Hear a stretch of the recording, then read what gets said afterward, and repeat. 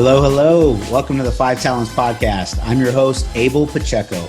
I interview the top commercial real estate investors and industry experts so you can learn from their experiences. So if you're an investor, a high W-2 earner, or real estate or tech sales professional that wants to invest in real estate without having to manage properties or leave your day job, then this podcast is for you. Or if you're already investing in real estate, but you're doing it part-time and you want to become a full-time multifamily or full-time commercial real estate investor, this podcast is for you too. You're going to learn a ton.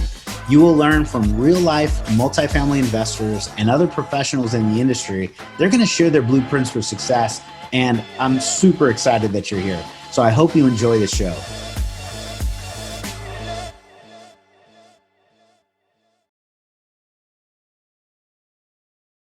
Hello, hello. This is Abel Pacheco. I'm your host for the Five Talents Podcast. We are super excited today because we have an amazing, esteemed guest. I'm going to introduce him in just a minute, but Mr. Shannon Robnett, he's absolutely one of those wealth of knowledge individuals because he's actually done a lot of those things that I want to go do. So I'm going to have a great conversation with him.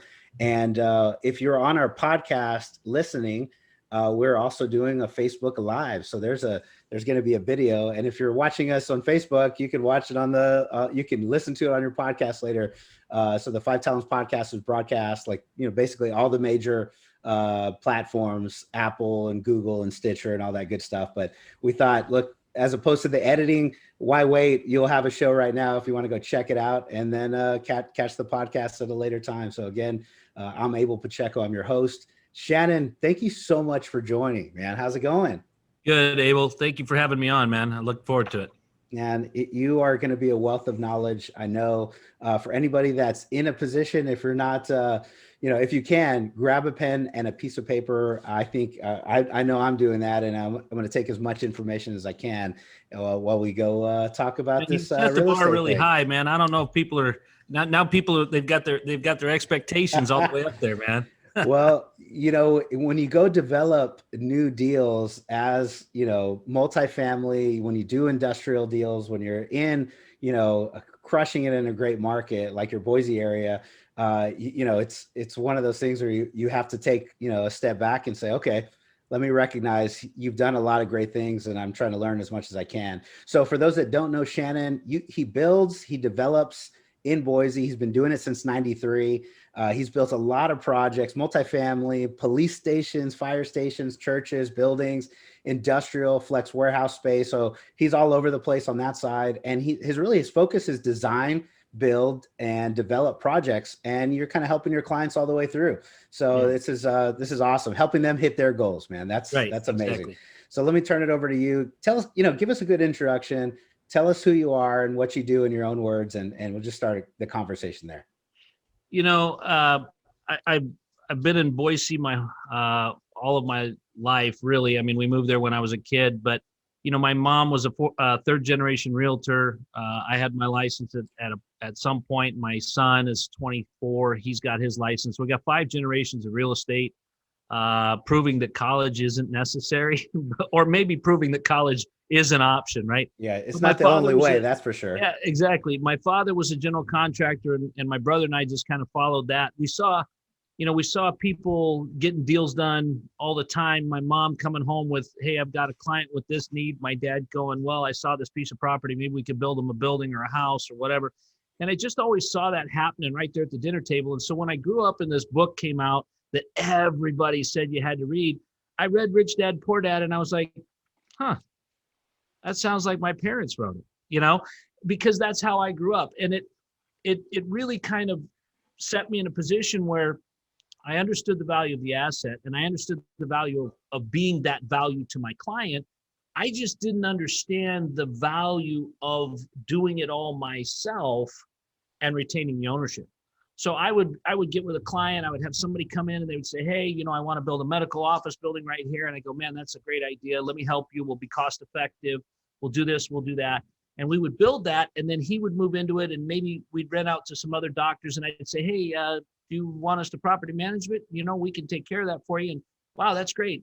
But we weren't getting any of the value out of putting the tenant in it really.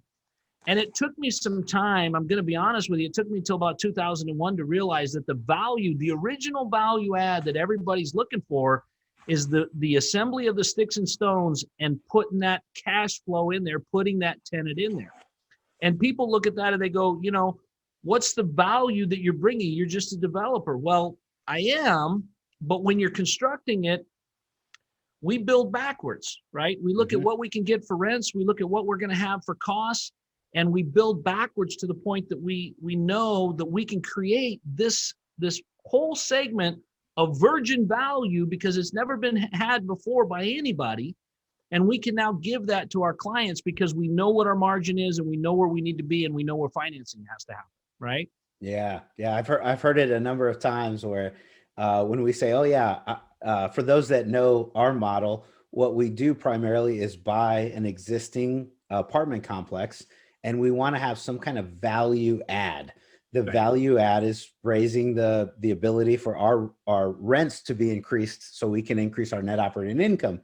And a lot of times that's, okay, it's built.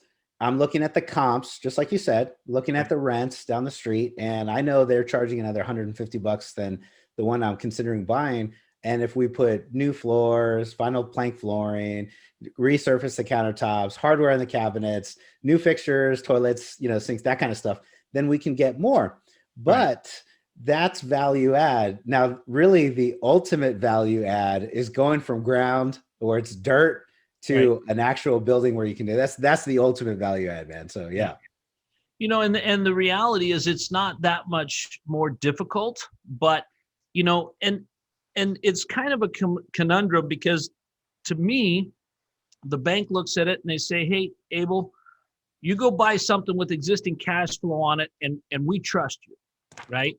The bank looks at me and says, hey, Shannon, there's no value in that ground and you've got to assemble all these parts and pieces.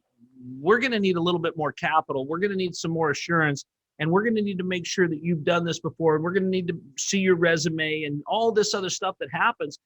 But the reality is when we go do a construction deal, when we go do a development deal, our interest for the carry for the 30 months or whatever it's going to take us to do the deal is built in, right? We've already got that factored in where typically when you guys do a value add, you don't have you've got the interest carry built in for your original loan, right? But if any of your CapEx model or any of that stuff that's got to go in there, there's no interest carry for that. So if that thing takes longer or if something like COVID shows up or anything like that, right, your forced appreciation is delayed. And then you're starting to get off on your matrix as far as where you're supposed to be at for your interest and where your pref equity is supposed to be. And things can start to spiral pretty quickly, right? Yeah. And so while some people look at it and they go, well, development is so risky, I would counter that and go, it's not. I mean, the risk is that your contractor is going to not finish the job or is going to change order you to death or any of those kinds of things. But really, new development is in my opinion safer because all those interest costs are built into the loan. They're already there. They're up front and they're sitting in a reserve account for you to take your time. And then when you're done, you're not trying to take and convince the market that the Three Palms is now the Tropicana and the Tropicana is better. And, they don't have any preconceived ideas of what you are because they know you're brand new. Yeah. That's good stuff. And we're always starting with the end in mind. You're really starting with the end in mind is, I love it, and, the first time I did, so we're doing our first one and, the feasibility study was this 100-page, huge document. And I'm like tearing through it and, pay thousands of dollars and they do all this market research. But that's what everyone wants to make sure millions are doing what are going to do well. Yeah. So let's make sure. And that's, start with the end. Well, and right? That's another thing too, Abel, you brought up a very good point. I mean, when you do a value add, you do a feasibility study, right? And your feasibility study involves, is it a Chevy or a Ford, right? You jump in, right? You go for a drive, you look around, you make some phone calls, right? And you do your feasibility study. Yeah. Because when you get your appraisal can't tell you what it's gonna be once you're remodeled. They tell you the as-is value, right? They tell you what the stabilized value is. but they can't really tell you what it's gonna be down the road. And so you've got to create that picture. This is another thing where just a dumb contractor can get it and get it right because I got a feasibility study. Yeah. I got to tell you, I've had feasibility studies tell me that's a really dumb idea, right? Yeah. Then that's a really easy thing to talk with my investors about. Once I have a feasibility study that says, hey, this is really needed in this area. And then, guys, I got an appraisal here that says that this is what somebody else thinks my value is going to be. I'm not just making this up because I got some really good keyboard information and I'm pounding away on this and I've dialed this in and I've done that and I've changed this. And if we got tooth fairies and unicorns, man, look at this return, right? Yeah. Mine's third party. So when you start to see that stuff, and Abel, I know that you're a really smart guy. When you get that $1,000 feasibility study, you're going to know exactly what it does and what it says so that you're going to use that as your blueprint so that the next time you go to do one, because I'm assuming you got most of it right, but there's going to be a few surprises in there, and you're going to take that and you're going to put that into your thinking and your knowledge for next time, so that you're going to have less surprise you when you come back and you go, I've done my feasibility study and it lines up with the professional's feasibility study, and man, I'm right on, right? Yeah, I love it. It's yes, all the things that you're talking about, right? And I like the way you described it. It's like, oh, you do yours. Yeah, we do walk properties, we check them out, we'll go look at our comps, we'll go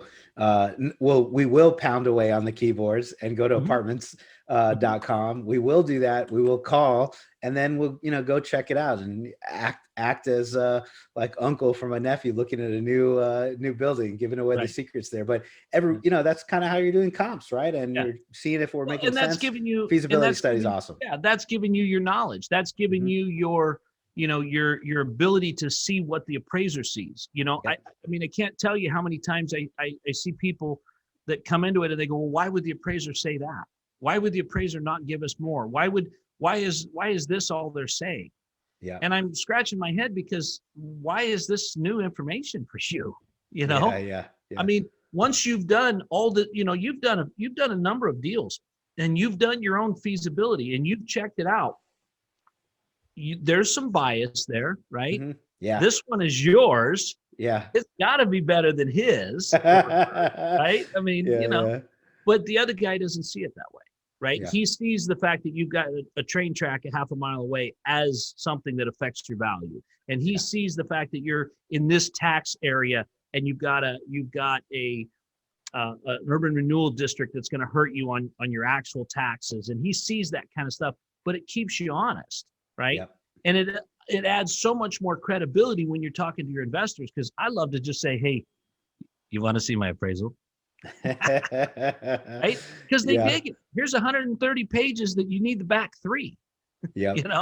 And then for those that are listening, let me frame a couple of these things, right? For our listeners, there's probably passive investors that are listening to the show right now, and you guys are trying to learn a few things about your passive investment, like, just learn commercial real estate and development and syndications. So you understand, hey, I'm going to put my 50 grand kind of as a minimum. I don't know what yours are, Shannon, but we talked about that, but same. So like 50K in, and we're trying to figure out, hey, let me just, know the world a little bit so I can start my education. I have a lot of investors that, are probably listening. And at the same time, we have a lot of first-time general partners or second-time general partners, people that are newer in their career and trying to learn more, like from other active investors. So this is a great show for both of those. And a couple of things that we've, are talking about, these valuations, these appraisals, these in multifamily acquisition.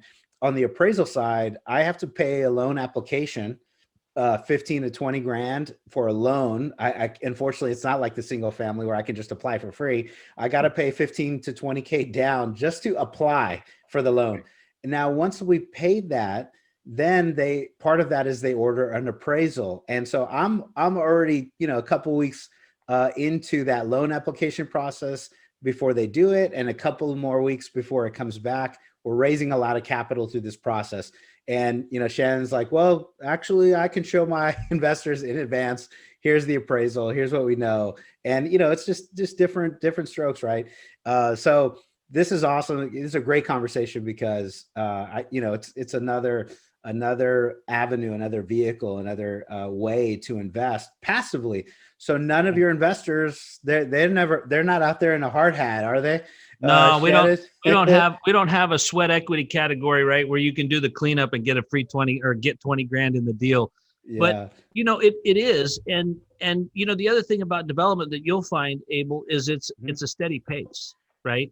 I mean, your world, you went to bed on Saturday and you woke up on Sunday morning and the realtor called and said, "Hey, Abel, remember that project you looked at down there on 5th Street? Well, I just got a call and they're putting it on the market and we got to put an offer together." And you say, "Honey, take the kids to church. I got to go meet with this agent. We got to get this out there." And then you got 5 days of sweating it out and the highest and best and all this stuff. And I don't have that, right? I see a piece of property, I put it under contract, I've got some due diligence, I've got some entitlements, I've got some conversations with the city that are going to happen. But at the same time, everybody understands that my job takes a while, right? Yeah, a long while. Abel's running around, and the reason he needs a pickup is because it's to hold his checkbook, right? I love it, Shannon. Just pay cash now, and that's the bidding war that you get into. We don't wind up with that so much. And you're right, same application process, but that's all figured in, and people understand that on the development side. Where sometimes you've got somebody that you're competing against that's got the ability to write a $4 million check. Yeah. That has a 30-day due diligence period, and then that's it, right? Mm-hmm. And then they're closing. That's so I feel bad for you guys sometimes because you work a lot harder. Yeah. And the stress level is a lot higher, in my opinion, because you guys are always battling deadlines, and then all of a sudden, man, we just settled in, we just got this deal funded. And now all of a sudden, shoot, this other one we wanted just came on the market and they won't wait. Go time. Back to back. And it's go time. Back out to my investors and they're like, "Man, you just took my 50 grand. What do you want another 50 grand for?" Oh, I love it. Yeah, there's a good 90-day process that Shannon just described. It's like, it's intense from start to finish. And then you guys, work really begins right afterwards. But and you guys are bidding against how to shorten that timeline, right? You got other people that are saying, "Well, I could do it in 60 or I could give you $400,000 more. I could do whatever. And it makes that difficult where when you're looking at a piece of land, it's different. I mean, I did an entitlement on a project. One project took 3 months to get completely entitled through the city. One took 18, Yeah. But I don't have to close on the land until I'm entitled, right? So it's just kind of everybody's working through the process and we go from this step to the next step. And it's kind of a little bit more measured, Yeah, that's awesome. So, I'm going to have you out again. Maybe we'll talk about entitlements 100% of the time, but, and also we do a weekly Wednesday meetup. You should you'd be a great guest to kind of start this thing I could probably have one of my kids talk about being entitled. You're like, I know entitlement. Yeah. I see it right there. Oh man, that's awesome. So, well, this is a great conversation so far, but let me transition a little bit, right? So you're developing these amazing buildings, these amazing deals. How did you do them before, and how's that changed today? So you mentioned it took you a number of years to kind of for the light bulb to go off. What did you do then, and how do you do it now? Well, Abel, the first one I did was in 2000, and I built a flex industrial building. And I remember this story. I'll tell you the story. So my dad said, "Hey," I said, "Dad, I want to build this building. I think I've got enough money, but I don't know if the bank's going to let me. Will you co-sign for me?" So I wanted to borrow 400 grand, right? And so my dad says, "Yeah, meet me down there at the bank at 9:45." And I said, 9:45, that seems kind of a weird time for a guy that doesn't wear a watch, right? So I get there at 9:45 and my dad's in the back talking to the bank president. And as they get done, my dad has his coffee and he walks up and he goes, "Okay, I forget the guy's name, but introduced me and said, 'This is my son, and I'll let you guys talk about it.'" My dad left. And I scratched my head and I said, "What's going on?" What happened? Yeah. And the guy's name was Rich Tony. And my dad had told Rich, "Listen, I'm not going to guarantee it, but the guy's good for it." And that was the kind of relationship that my dad had with the bank. And so I was given the loan Yeah. without my dad. And I don't know if that was my dad saying attaboy or there's no way in hell I'm going to back you. Either one of them. Yeah. Either way, Yeah. but I built this building and I did the whole thing myself, man. And I grunted it out, and it really took all of my company's focus, and I was so dialed in on it, and I got it done, man. And I made great money on it. And then I looked around and I saw what I could have been doing if I would have partnered with somebody else, and I would have maybe brought somebody else in that had expertise in this lending side of things and some of those things. And so I began to do that, but it wasn't fast enough. You know, I was still pretty hard headed. So I tried to do everything myself. But what I realized is that partners will help you, right? Yep. Partners come together for different reasons. I can build it. You've got some capital. Maybe you've got some banking connections. Maybe you've got some fundraising and connections. Maybe you've got the ability just to write the check for the down payment that we need. But whatever that takes, we put that together and we go farther faster, because you can eat a whole pie, or you could have a slice of 6 pies or 8 pies and be part of everything else, right? Yeah. And that's what I didn't realize. And it took me a long time to figure that out. But, you know, about my 40s, how old are you? I'm 41. Yeah, about that time, the lights started to go on for me too. with people. For me too. It was 38 for me. So maybe I caught it a couple of years before you, but there you go. But it started to catch on that, hey, if I get people involved in the project that do what I don't do or do what I don't like to do, then maybe it's going to help me. And what I found is that I could go farther faster because I wasn't focused on everything, right? And there's so much of that in my career that, you know, like I told you, I could be much farther along if I had applied that principle and gone in as somebody and said, hey, listen, I have an idea for a deal, and I'd take a very small percentage if you teach me how to run this thing all the way through, right? Yeah. And I think that's what a lot of people are missing. They go, well, I have the deal, I have everything. And you have the ability to spend the next 2 or 3 years of your life grinding it out to accomplish that. Or you could go in and bring partners on and be done with that thing in 4 or 5 months and have done 5 or 6 deals by the time you got that one done. That's what 48 tells you. Yeah, man. That's awesome. And at 38, so it took me 10 years to even doing, well, number one, single family. And me and my wife were grinding it out one at a time, saving our money. You know, nothing wrong with the saver. It just, it didn't go fast enough. I was not closer to retirement. Actually, I had created some after hours work. I worked hard Monday through Friday at the tech sales job, and I grinded it out. And then I'd have to go to work on the nights and weekends and try to make sure that the portfolio was good. We, you know, acquired a good number of houses towards the end, but you know, it was like, well, there's this great other world where we can buy bigger, more, and as long as we're partnering and giving away a piece of the pie, then we could do more. And we've done 6 active deals so far. And out of the That's 6 awesome. Active deals, we're super excited. We're really, you know, small percentage partner on a lot of these deals, right? It's you know, it's like $100 million of real estate. I don't own $100 million. I'm not $100 million guy. I have a small piece of all of them though. And now I kind of feel like, oh, I've found a repeatable process. And I've learned every time I've done another deal, I've learned what to do, what not to do, what to do, what not to do. And now as I kind of keep on, we just kind of get better each time, right? That's so important, right? Because you're going to learn from people that have the reputation of doing what you want, right?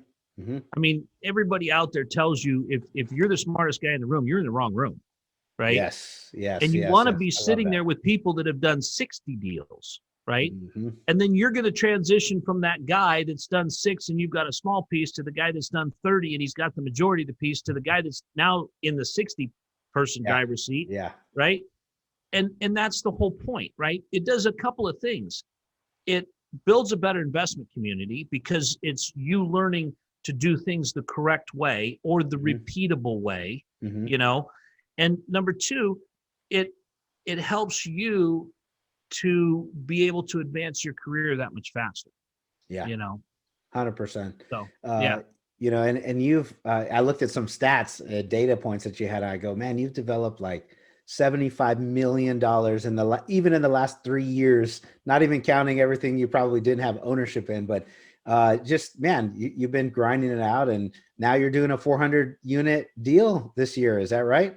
We've got 190 units that we're breaking ground on, and we've got a 280 unit across the street that's going into the city. We've got another 48 units, another 96 units, and another 80 units. And then we've got another 300 that we'll build for other people. I may have been a little low on my count there, Shannon.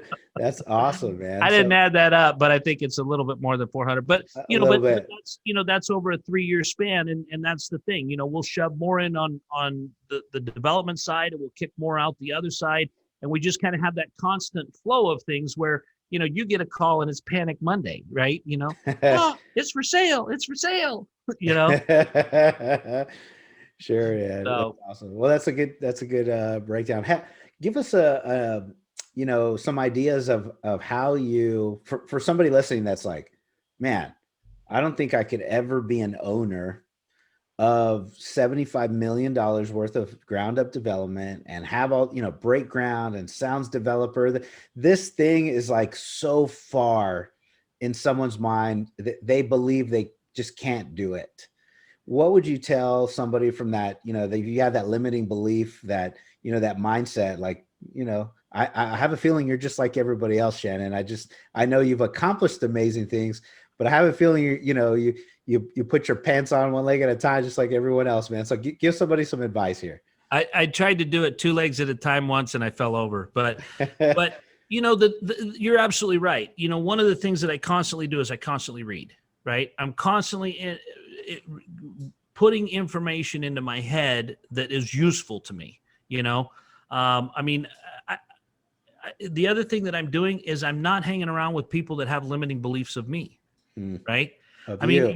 If you've got a brother or an aunt or an uncle or a sister or the guy down the street that believes that you can't do it, get away from them, right? Mm-hmm. Because you need to believe in yourself, and you need to surround yourself with people that believe in you. Abel, it wasn't that long ago, I had some pretty serious health issues, and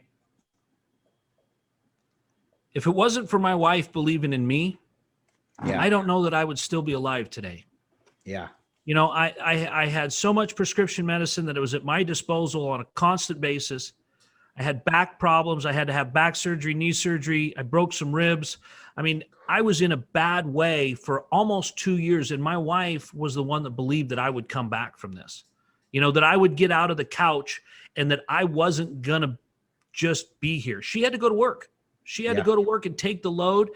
But, at the end of the day, if it wasn't for someone like that believing in me and knowing that there is inside of me what is inside of me, that's inside of every single person. Yeah. And that is the power that you have inside of you. And if you let somebody else tell you that it's not there, that's shame on you. Get away from that person, right? Yeah. Because the reality is you can do this. Look, I work off of 5 or 6 different spreadsheets I bought from other people, right? Yeah. I love it. I keep going. I've cobbled some of this. I've got some of that. I watch YouTube videos. I go to conferences. I learn this stuff, right? Mm-hmm. I learn what not to do from people, right? I love watching Grant Cardone, right? Yeah. It doesn't matter if you don't like him. He's still accomplished amazing things. $1.8 billion under management. Yeah. I don't know if you remember when COVID hit and he said, "Oh, I'm going bankrupt. I'm doing this stuff." And it was kind of a funny thing. I learned, don't ever do that. Don't ever joke like that, right? Yeah. Man, his investors freaked out, right? A bunch of them. You know? And so I get that. That was kind of but you can learn both ways, right? Mm-hmm. And I've read some books that I look at and go, nah, that's not really for me. But then I've read some books and I go, whoa, And so I would tell you that you can do this, and especially if you keep looking around the room and you have people in there that you're looking up to and that you're admiring and you're hanging out with. Those are the kind of people that are going to lift you up. Those are the kind of people that are going to teach you. Those are the kind of people that are going to be able to tell you, Abel, you're bringing value to us. Let's bring value to you. And that's what I've seen in this multifamily community that I've never seen before in my business life ever. Right. Yes. I mean, I've had Yes. partners that I've had to go to and I'd have to beg to get, hey, let's do this deal. We did the last two. They really worked. Yeah, but I don't know about this one. But this community of multifamily syndicators is like nothing I've ever seen. Yeah. People wanting to help people giving advice, I mean, you guys are my peeps, right? Because you're helping, right? Your whole goal to donate this hour of your life to make this show is to educate the investment community so that they can be a better investor, not so they believe that everything that comes out of Abel's mouth is gospel, but because they can learn from that and they can apply that to their situation, whether they're in Wichita, Kansas, or White Plains, or whatever other W word you want to come up with, But that's the same. That's the difference, right? That's not where my partnerships have always led me. Yeah. But that's what I see in this syndication world, and getting around those positively mindseted people is it. And you absolutely can do anything you want if you're a student. Yeah. I love it, man. That's preach. I'll tell you that. Hello. You're listening to the 5 Talents Podcast. I'm your host, Abel Pacheco. If you're enjoying this podcast, then I know you're serious about achieving financial freedom. Are you ready to create your own path through multifamily investing for yourself and your family? Then I know you're going to appreciate our Investor's Guide to Multifamily Investing. It's titled Tackling Commercial Real Estate the Easy Way. We use this guide to invest ourselves in $93 million worth of real estate. So we're going to show you the basic mechanics of multifamily syndications and how to evaluate your next passive investment opportunity. So the best part, if you subscribe to our podcast now, leave us a review and a rating. I'm going to give you a free copy of our ebook. So please take a moment to do that now. Once you've done that, go to 5tcre.com/ebook, 5tcre.com/ebook. Make sure to let us know you left a review, and we're going to send you a free copy. So thank you so much for subscribing to the 5 Talents Podcast. We really appreciate it.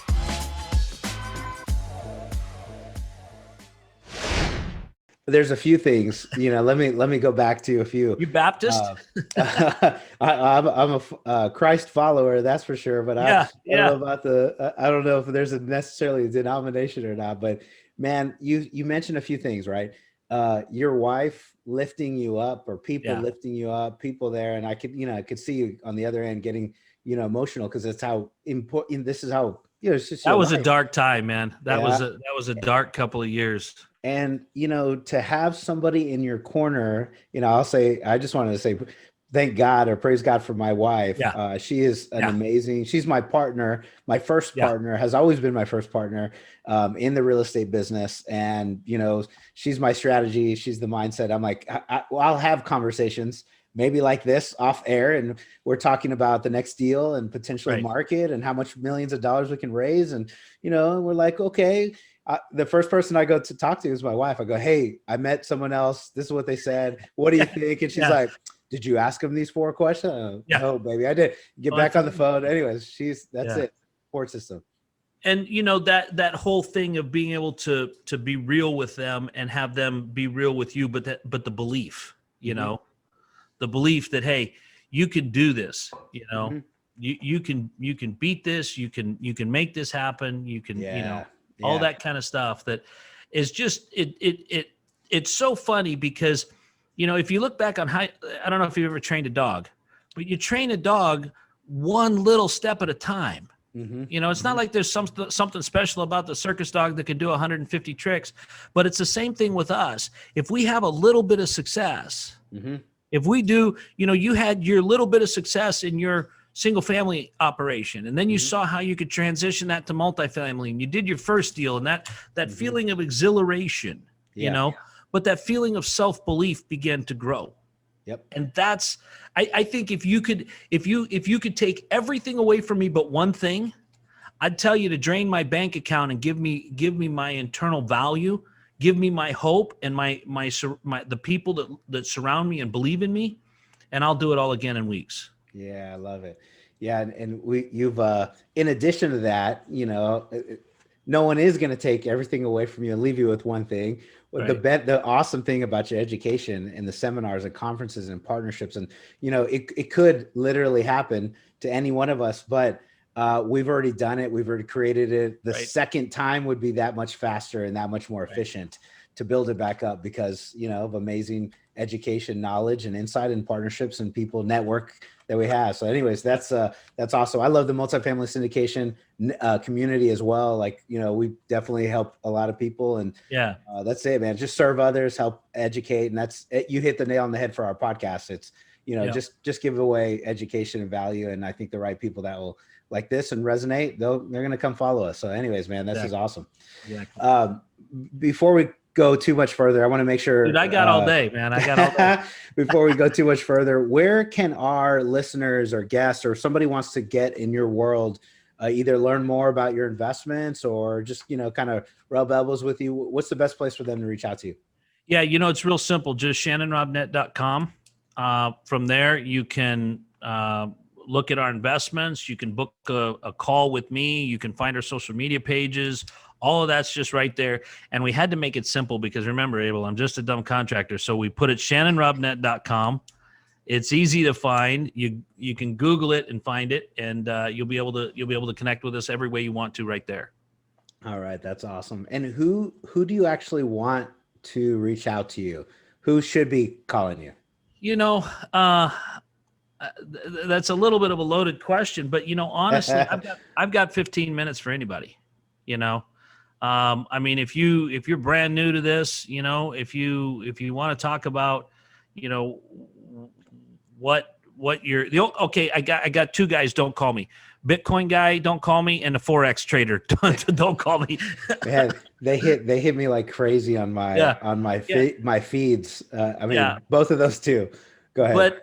But if you want to know more about real estate, I've done everything, right? I mean, I've remodeled, I've had single family, I've had multifamily, I've had industrial, I've had medical, offices. I've got some office space now. I've got every kind, and I've done every action in that.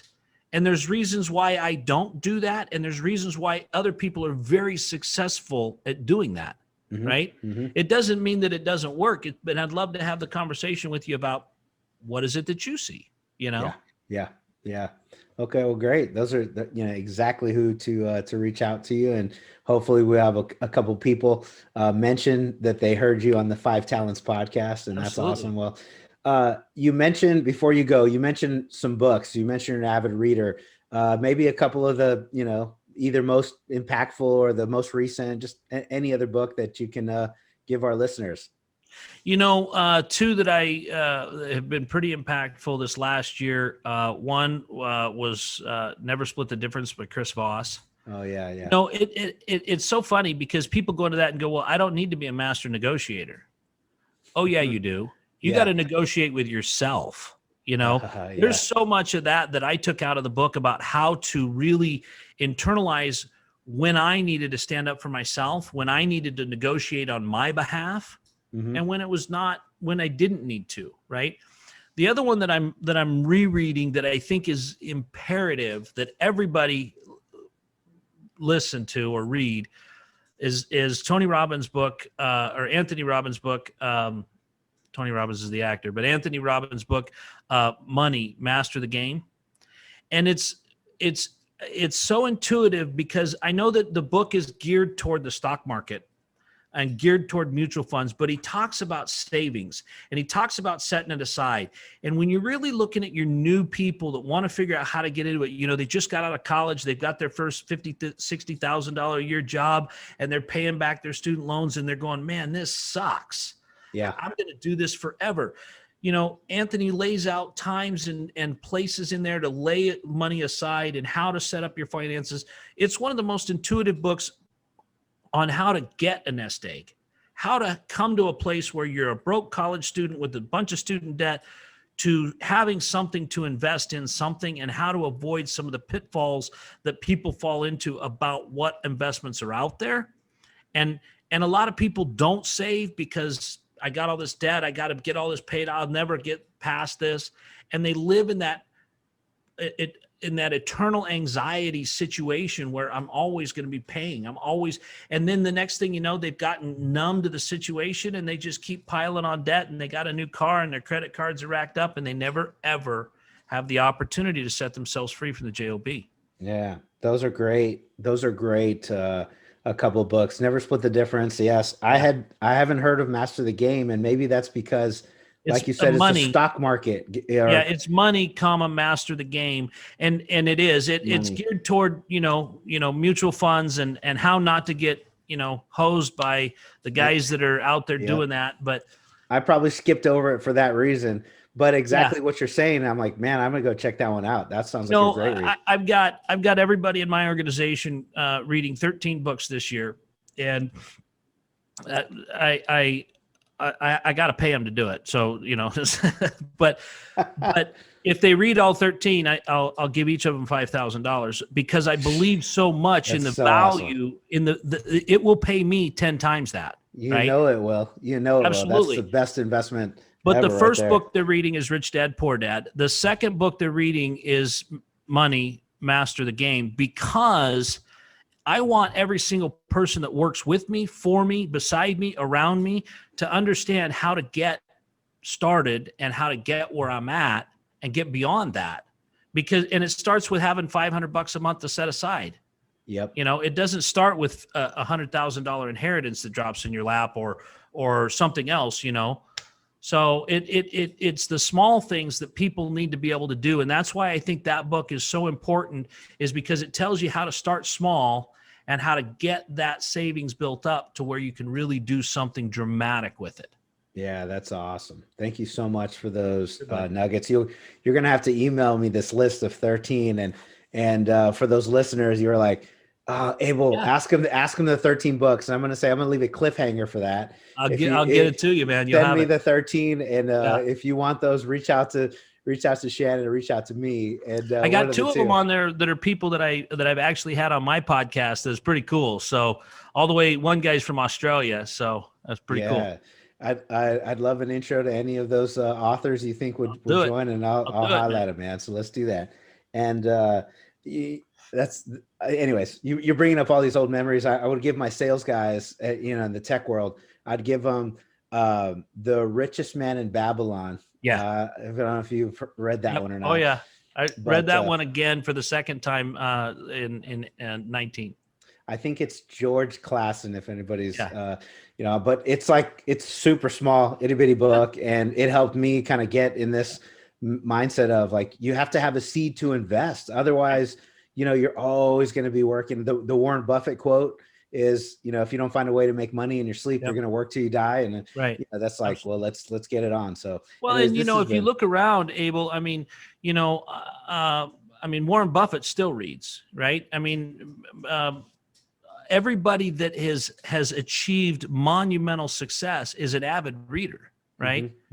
Jim Rohn preached that from the pulpit until the day he died. You got to read, you got to improve yourself, and I've always seen the benefit of that. When you'll do that effort and you'll continue to put new information in your mind, you're going to become better. You're going to become more valuable in who you are.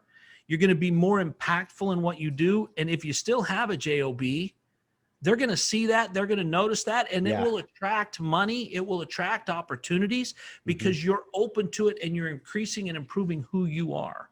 Yeah, 100%.